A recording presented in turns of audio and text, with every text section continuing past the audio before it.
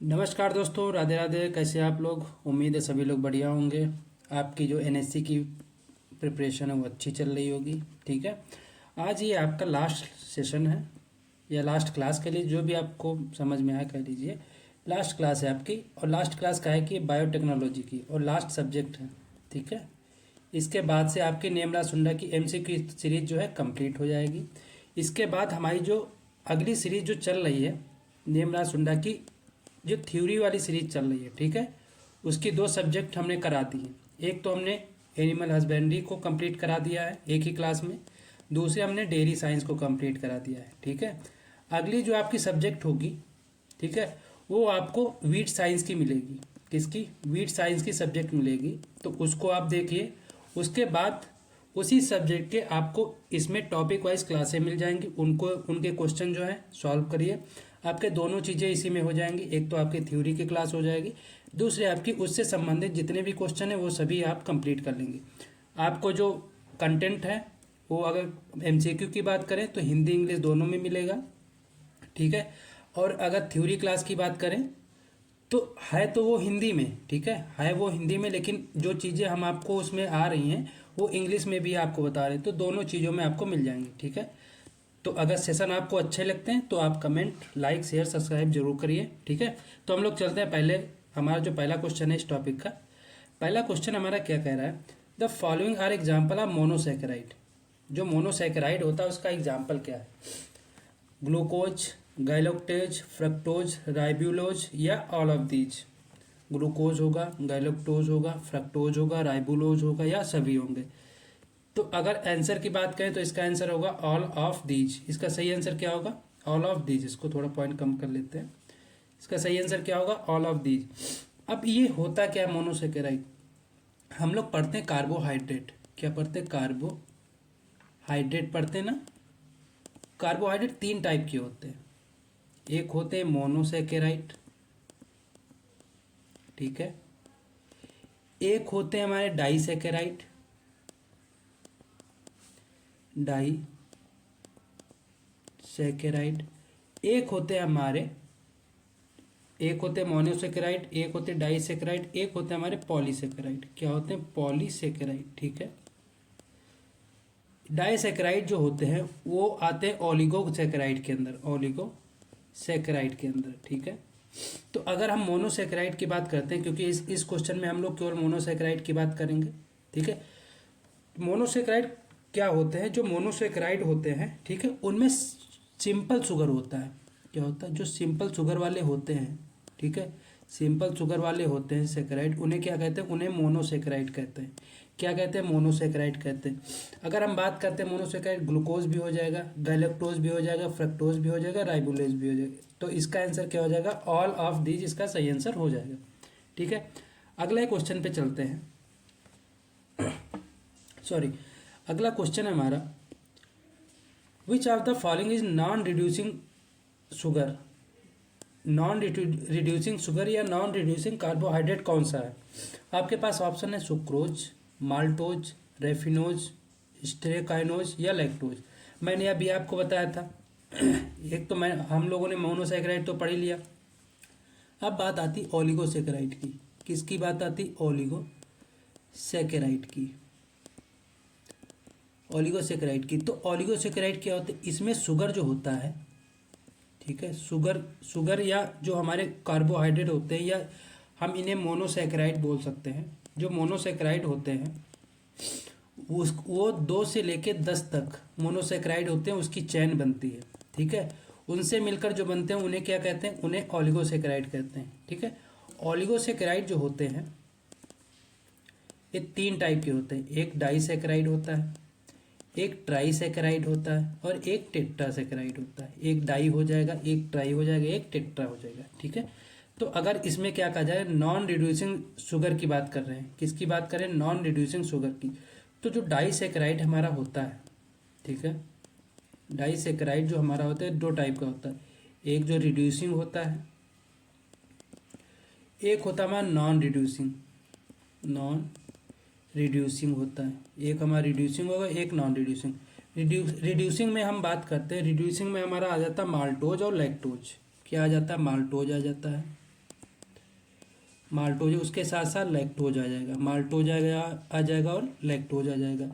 अगर non reducing sugar की बात करते हैं तो इसमें हमारा सुक्रोज आ जाएगा। क्या आ जाएगा? सुक्रोज इसमें आ जाएगा। ठीक है, नॉन रिड्यूसिंग में सुक्रोज आ जाएगा। रिड्यूसिंग में हमारा माल्टोज और लैक्टोज आ जाएगा। ठीक है, उसी तरीके से जो ट्राइसैकेराइड हमारे होते हैं, ट्राइसैकेराइड में हमारा रेफिनोज आ जाएगा। क्या आ जाएगा? रेफिनोज आ जाएगा। क्या आ जाएगा? रेफिनोज आ जाएगा। ठीक है, एक होता है हमारा टेट्रासैकेराइड। टेट्रासैकेराइड में हमारे आएंगे इसके स्टेकाइनोज, स्टेकाइनोज आ जाएगा। ठीक है, ये हमारा टेट्रासैकेराइड आ जाएगा। ठीक है, उम्मीद है समझ गए होंगे। तो नॉन जो रिड्यूसिंग शुगर है वो कौन सा है? इसमें सुक्रोज होगा, माल्टोज होगा, रेफिनोज होगा, स्टेकाइनोज होगा या लैक्टोज होगा। तो इसमें कौन सा होगा? शुगर होगा। अगर सुक्रोज की बात करते हैं, सुक्रोज दो चीज़ों से मिलकर बना होता है। एक तो बनता है किससे? ग्लूकोज से, ग्लूकोज से प्लस फ्रक्टोज से, ग्लूकोज से प्लस फ्रक्टोज से। माल्टोज की बात करते हैं, ये किससे मिलकर बना होता है? ये ग्लूकोज प्लस ग्लूकोज से मिलकर बना होता है, ग्लूकोज प्लस ग्लूकोज से मिलकर बना। रेफिनोज की बात करते हैं, रेफिनोज कैसा है? ये ट्राइसैकेराइड है। तो इसमें 3 मॉलिक्यूल होंगे, यानी कि ग्लूकोज भी हो जाएगा, फ्रक्टोज भी हो जाएगा और प्लस गैलेक्टोज भी हो जाएगा। क्या हो जाएगा? गैलेक्टोज भी हो जाएगा। ठीक है, स्टेकाइनोज ये कैसे है? ये टेट्रासैकेराइड, यानी कि इसमें 4 मॉलिक्यूल होंगे, तो ये ग्लूकोज हो जाएगा प्लस फ्रक्टोज हो जाएगा प्लस इसमें 2 मॉलिक्यूल गैलेक्टोज के होंगे। किसके? 2 मॉलिक्यूल गैलेक्टोज के होंगे, यानी फ्रक्टोज का एक, ग्लूकोज का एक, एक एक ये हो गया, 2 ये होंगे, यानी 4 हो जाएंगे। इसीलिए इसको टेट्रासैकेराइड में रखा गया। लैक्टोज की बात करते हैं तो इसमें glucose plus galactose, glucose plus galactose हो जाएगा। ठीक है, तो ये जो कॉम्बिनेशंस हैं इन्हें भी आपको ध्यान रखना पड़ेगा। ये ऐसे ऐसे क्वेश्चन जो सीधे सीधे क्वेश्चन आ जाते हैं कि ग्लूकोज प्लस ग्लूकोज क्या बनेगा, या सुक्रोज जो है किससे मिलके बना होता है। आपको ऑप्शन दे देंगे, आपको अगर याद होगा या आप पढ़े होंगे तो वो चीज़ कर लेंगे आसानी से। ठीक है, चलिए अगले क्वेश्चन पे चलते हैं। अगला क्वेश्चन है हमारा, द स्ट्रक्चरल जो पॉलीसेकेराइड होता है, स्ट्रक्चरल जो पॉलीसेकेराइड होता है एमंग द फॉलोइंग, इसमें से कौन सा? Hemicellulose, starch, glycogen. अगर हेमीसेल्यूलोज, स्टार्च, ग्लाइकोजन है अगर। मैंने अभी आपको जो ऑलिगोसेकेराइड बताया था 2 से 10 तक मोनोसेकेराइड होते, इसमें 10 से ज़्यादा या कई सारे हो सकते हैं मोनोसेकेराइड। ठीक है, उसे क्या कहते हैं? उसे पॉलीसेकेराइड कहते हैं। पॉली मतलब बहुत सारे। ठीक है, सेकेराइड मतलब कार्बोहाइड्रेट। अगर हम स्ट्रक्चर की बात करें तो स्ट्रक्चर में कौन आ जाएगा? सेल्यूलोज आए, हेमी सेल्यूलोज आएगा। इसके साथ साथ सेल्यूलोज भी अगर दिया हो तो वो भी सही हो जाएगा। ठीक है, अगर स्टार्च की बात करें तो स्टार्च किस में आ जाएगा? ये स्टोर में आ जाएगा। ठीक है, ग्लाइकोजन ये भी स्टोर में आ जाएगा। अगर स्टार्च की बात करें तो ये किस में स्टोर होता है स्टार्च के रूप में? कार्बोहाइड्रेट प्लांट में। ग्लाइकोजन में किस में होता है? ये होता है हमारे एनिमल में। ठीक है, किस में? एनिमल में होता है। अगर की बात करते हैं, ठीक है, अगर जो होता है दूसरा कोई सेकेराइड होता है, अगर क्या होता है? इन सभी से हट के सेकेराइड होता है। ठीक है, होता ये पॉलीसेकेराइड ही है। ठीक है, नेक्स्ट हम लोग चलते हैं न्यूक्लियोटाइड किससे मिलके बना होता है? नाइट्रोजनस बेस या एसिड से मिलके, न्यूक्लियोसाइड प्लस फास्फोरिक एसिड से बनके, एडेनिन से या ग्वानिन से। तो हम आपको, एक होता है हमारा टर्म न्यूक्लियोटाइड। ठीक, एक होता है हमारा टर्म न्यूक्लियोसाइड। जहाँ पे साइड आ जाए, यस आ जाए, यानी कि वहाँ जान लो शुगर लगेगी। क्या लगेगा? शुगर लगेगी। ठीक है, ये यहाँ पे गलत लिख गया है, यहाँ पे क्या होगा? यहाँ पे शुगर होगा। क्या होगा? यहाँ पे शुगर होगा। ठीक है, तो अगर साइड की बात करें, मान लो शुगर लगेगी। ठीक है, तो इसमें नाइट्रोजन जो बेस होते हैं, नाइट्रोजन जो बेस होते हैं, जो नाइट्रोजन के क्षार होते हैं, प्लस इसमें शुगर या शर्करा लगेगी। क्या लगेगी? शुगर या शर्करा लगेगी। ठीक है, उससे मिलके जो बनेगा वो न्यूक्लियोसाइड होगा। अब न्यूक्लियोसाइड में अगर हम किसे ऐड कर देते हैं? फास्फोरिक एसिड को, तो क्या बनेगा सॉरी, तो क्या बनेगा, न्यूक्लियोटाइड बनेगा। क्या बनेगा, न्यूक्लियोटाइड। वही क्वेश्चन आपसे कह रहा है कि न्यूक्लियोटाइड जो होता है किससे मिलके बना होता है, न्यूक्लियोसाइड से और फास्फोरिक एसिड से मिलके बना होता है। आपका सही आंसर क्या होगा, सेकेंड वाला आपका सही आंसर होगा।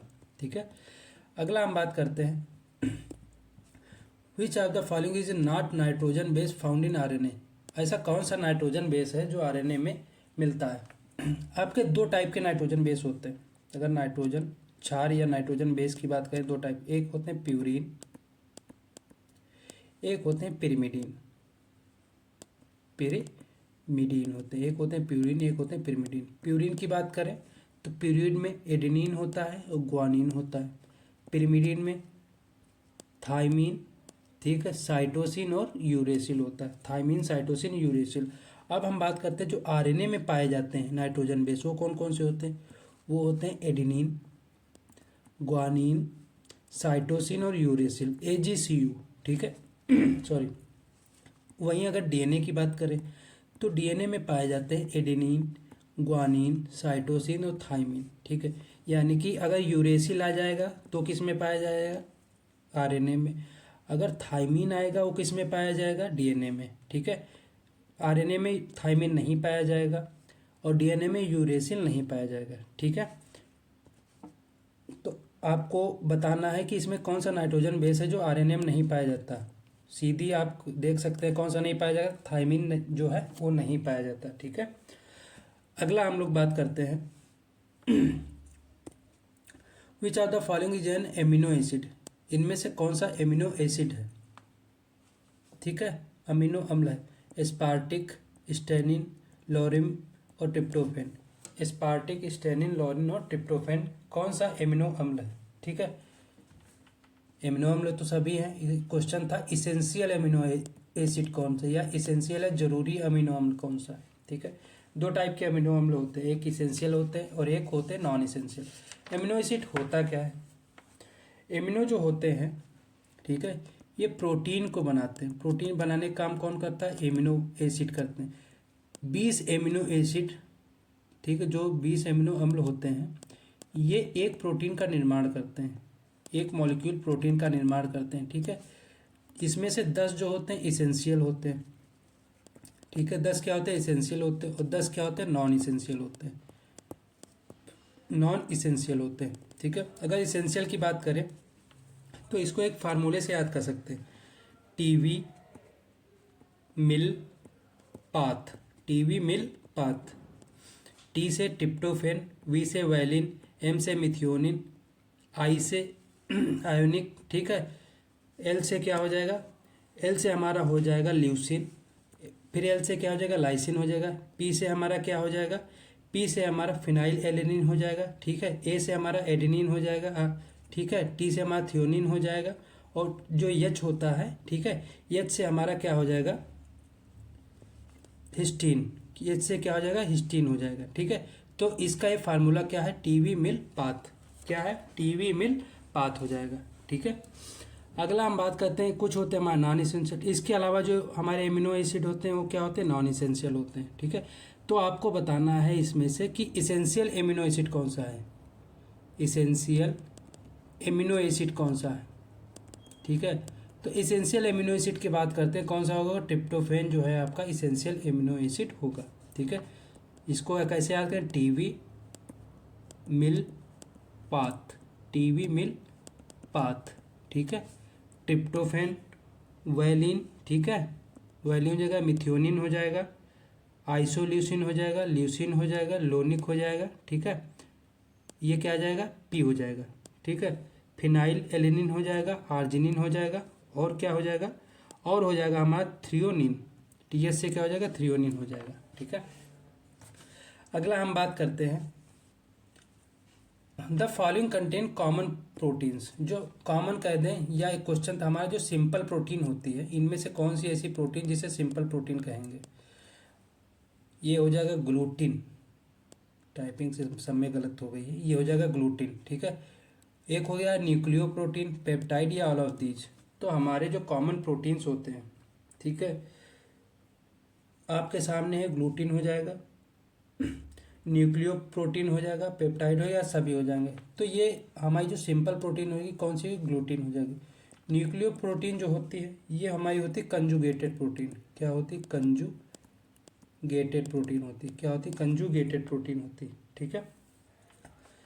ग्लूटीन जो होता है ये सिंपल होता है। सिंपल मतलब केवल इसमें जो प्रोटीन होता है, ठीक है, इसमें कोई भी नॉन प्रोटीन एलिमेंट नहीं जुड़ा होता। न्यूक्लियो प्रोटीन जो होती है कंजुगेटेड होती, इसमें प्रोटीन के साथ साथ कुछ नॉन न्यूक्लियो प्रोटीन भी जुड़े होते हैं, नॉन प्रोटीन भी जुड़े होते हैं, उसे हम कहते हैं न्यूक्लियो प्रोटीन कहते हैं। ठीक है। पेप्टाइड जो होता है या तो सिंपल प्रोटीन होगा या तो कंजुगेटेड होगा। ठीक है, दोनों मिक्सचर नहीं होंगे। ठीक है, उसे हम क्या कहेंगे, उसे पेप्टाइड कहेंगे या उसे हम लोग डिराइव प्रोटीन कहते हैं। ये किसका पार्ट है, डिराइव प्रोटीन का पार्ट है। किसका पार्ट है, डिराइव्ड प्रोटीन का पार्ट है। कौन सा, पेप्टाइड बॉन्ड। ठीक है। अगला हम बात करते हैं, नेक्स्ट क्वेश्चन हमारा, the following are non essential fatty acid. इनमें से कौन सा नॉन इसेंशियल फैटी एसिड है। Linolenic acid, linoleic acid, oleic acid, stearic acid. तो नॉन इसेंशियल एमिनो एसिड की बात करते हैं। ठीक है, आपके पास ऑप्शन है लिनोलेनिक एसिड, लिनोनिक एसिड, ठीक है, ओलिक एसिड या स्टेरिक एसिड। तो इसका सही आंसर होगा स्टेरिक एसिड। ये सारे के सारे कैसे एमिनो एसिड हैं, ये हैं हमारे इसेंशियल एमिनो एसिड। कैसे हैं, essential fatty acid, essential fatty acid. ठीक है। अगला हम बात करते हैं, among the following saturated fatty acid, इनमें कौन सा है, निम्न में सेचुरेटेड फैटी एसिड कौन सा है। Stearic fatty acid, palmitic fatty acid, linolenic fatty acid या मेरिस्टोलिक एसिड। इसमें से पाल्मिटिक जो होता है ये कैसा होता है, सेचुरेटेड फैटी एसिड होता है। ये जो तीन बच्चे ये होते हैं अनसेचुरेटेड फैटी एसिड। कौन से होते हैं, अनसेचुरेटेड फैटी एसिड होते हैं। कौन से होते हैं, अनसेचुरेटेड फैटी एसिड होते हैं। ठीक है। नेक्स्ट हम बात करते हैं, which of the following water soluble vitamin, जो जल में घुलनशील विटामिन है इनमें से कौन सी है, ए, बी, डी, ई, के। तो जल में जो होती है वो बी होती है। बी प्लस सी जो होती है वाटर सोल्यूबल होती है। ठीक है।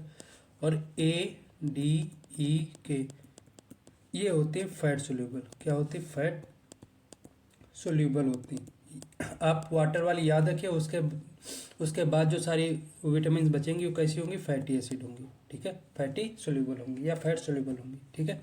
अगर हम बात करते हैं विटामिन ए, इसका साइंटिफिक नेम क्या होता है, रेटिनॉल होता है। रेटिनॉल होता है।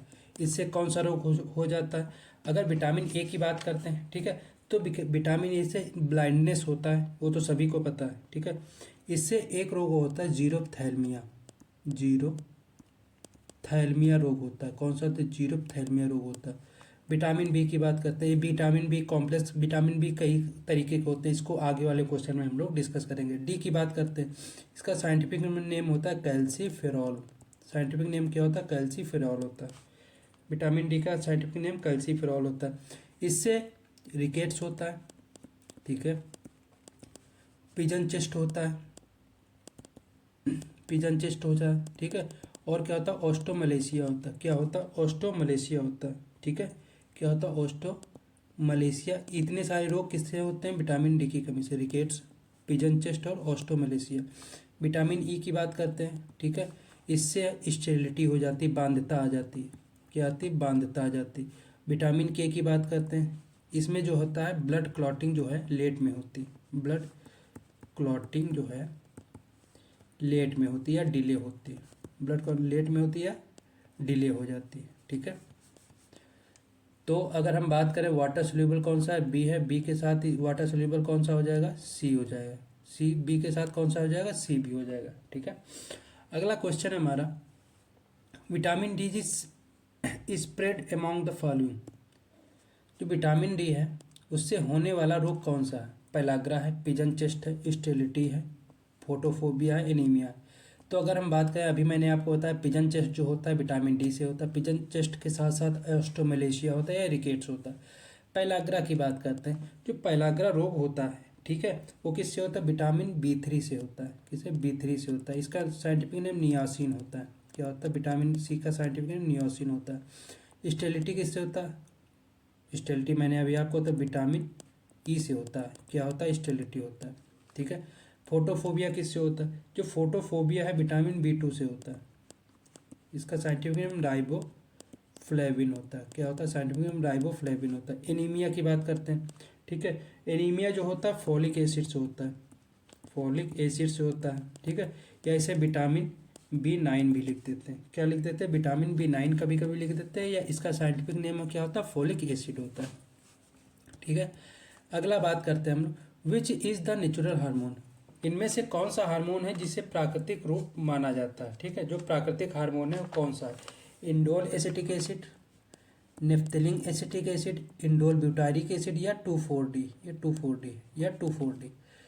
तो नेचुरल हार्मोन की बात करते हैं तो नेचुरल हार्मोन कौन सा होगा, नेचुरल की बात करते हैं तो नेचुरल होगा इंडोल एसिटिक एसिड।